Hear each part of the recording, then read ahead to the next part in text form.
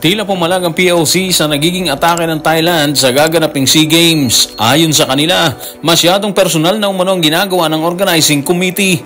Naniniwala naman ang FIBA na gagawin lahat ng Pilipinas at Australia para makopo ang ikalawang panalo sa kasalukuyang ginaganap na unang window ng World Cup qualifiers. Tutukan po natin ang lahat ng yan. Pero bago yan, pakisubscribe, like and share na lang muna para pareho tayong updated. Nababahala si POC President Bumble Tolentino sa strategy ng organizing committee ng Thailand para sa nalalapit na SEA Games.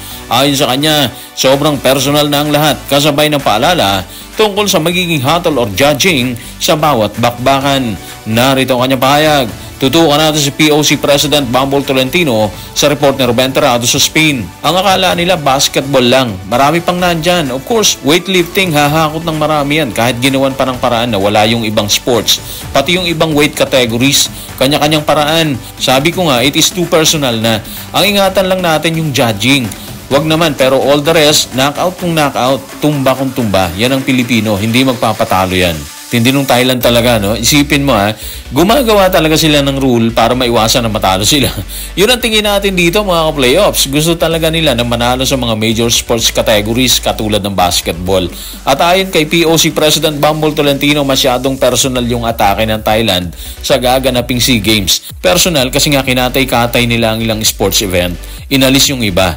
At ang pinakamatindi dito mga ka-playoffs, yung rule ng basketball. Hindi pwede ang naturalize. Buti sana kung dati pa, di ba? Ganun na kagad yung rule nila. Pero ang problema doon mga playoffs, hinintay pa nila na makabuo ng players ang mga bansang kasali sa event para ipatupad ang sa tingin nila ay maayos na alituntunin. At dahil gilas ang magdedepensa ng medalya, hindi mo talaga pwedeng isang tabi ang usap-usapan ng ating mga kababayan na ginawa or binago nila ang rule dahil sa Pilipinas. Rule na sa tingin ni POC President Bumble sobrang personal. Sa ngayon, wala pa rin tayong alam kung sino ang papasok sa 12 ni Coach Norman Black. Di ng ilan nating mga kababayan, mga amateur players na lang ay ipadala natin. Meron din nagsasabi na wag na lang sumali ang Pilipinas. Siyempre hindi naman mangyayari yon. Hindi papayag ang pamunan ng Pilipinas na ganun-ganun lang yon. Kaya alam natin, magpapadala pa rin sila ng mga player na swak sa torneo sa basketball. So good luck na lang siguro sa kanila talaga, no? Mabigat ang gagawin nilang pagdepensa ng titulo dito sa 33rd SEA Games sa larangan ng basketball. Kung medyo personal na ang atake ng Thailand, naniniwala naman si FIBA na pipilitin na ng Gilas Pilipinas at Australia na itakas ang pangalawang panalo laban sa Guam at New Zealand sa magkahiwalay na bakbakan. Narito ang report.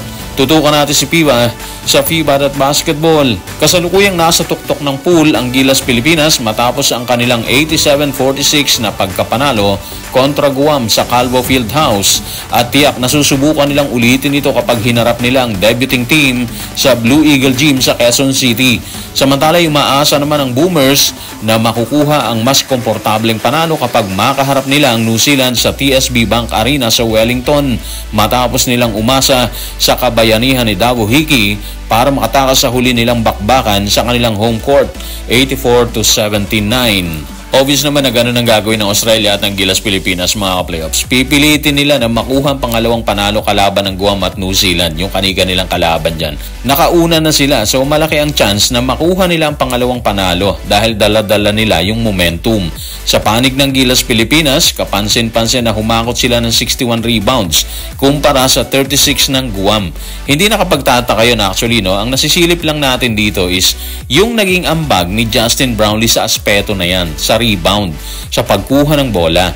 Kumuha lang siya ng 2 rebounds kasi 2 assists, 2 steal, walang turnovers at 22 big points. Yung puntos, okay yun. Wala tayong nakikitang bago doon. Walang iba doon. Pero napansin nyo ba yung kanyang rebound? Nagbabalang siya ng 2, pero nagtala ang Gilas ng 61.